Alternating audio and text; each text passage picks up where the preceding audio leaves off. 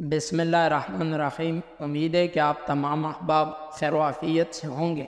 ایک مختصر سا پیغام کہ وہ کون سے اعمال ہیں کہ جن کے کرنے والے کو حدیث شریف کے اندر جنتی کہا گیا ہے۔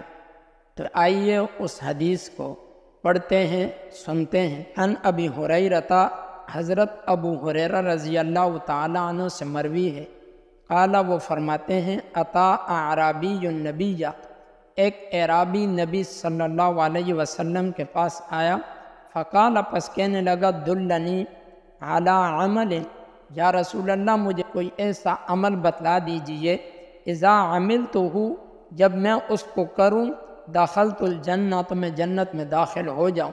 قال نبی علیہ السلام نے فرمایا، تعبد اللہ، اللہ کی عبادت کر، ولا تشرک بہ شیئا، اور اس کے ساتھ کسی کو بھی شریک نہ کر۔ نمبر 2،